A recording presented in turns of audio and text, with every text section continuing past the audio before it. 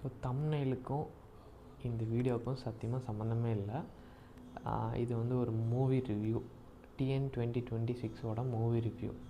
So அந்த இதில் என்ன பண்ணியிருக்கானுங்க அப்படின்னா, விஜயை வச்சு ஸ்பூஃப் பண்ணியிருக்கானுங்க. படமே ஃபுல்லாக கிட்டத்தட்ட விஜயை வச்சு கலாய்ச்சி விட்ட மாதிரி தான் இருக்கும் படமே.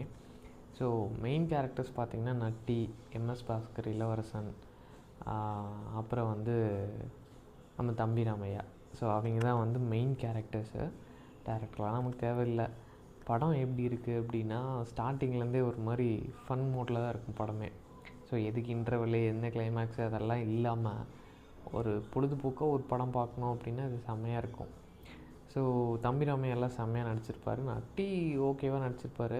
நட்டிக்கு பதில் எஸ்.ஜே. சூர்யா போட்டிருந்தா நல்லா இருந்திருக்குமோ அப்படின்னு ஃபஸ்ட்டு ஒரு 4 சீனில் தோணுச்சு. அதுக்கப்புறம் இது சமூக பிரச்சனை வந்துடும் அப்படின்னு தான் நட்டி போட்டிருப்பானுங்க எனக்கு தெரிஞ்ச. ஸோ கெட்டப்லேருந்து ட்ரெஸ்ஸு, கொள்கைகள், சில இடத்துல வந்து ஒவ்வொரு தலைவர்னு சொல்ல முடியாது, சில கேரக்டர்ஸை வந்து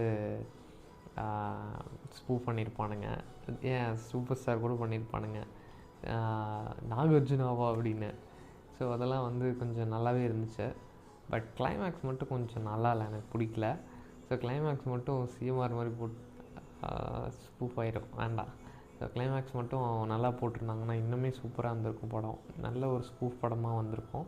நடுவில் கொஞ்சம் பண்ணக்கூடாது அப்படின்ட்டு ரொம்ப கன்ஸ்டன்ட்டாக பண்ணி வித்தியாசமாக பண்ணிட்டானுங்க. ஸோ அதெல்லாம் பண்ணாமல் டேரக்ட் ஸ்பூஃபாக ஒரு படம் எடுத்திருந்தானுங்க அப்படின்னா செம்மையாக இருந்திருக்கும் படம்.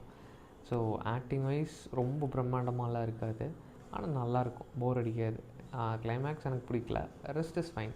ஒரு வீக்கெண்ட் மூவிக்கு இது தாராளமாக பார்க்கலாம். இந்த சாட்டர்டேயில் மாலுக்கு போய் ரொம்ப கஷ்டப்பட்டு சீட்டு பிடிச்சி பார்க்குறதுக்கு OTTயில் இந்த படத்தை பார்த்துட்டு போயிடலாம், நல்லாயிருக்கு.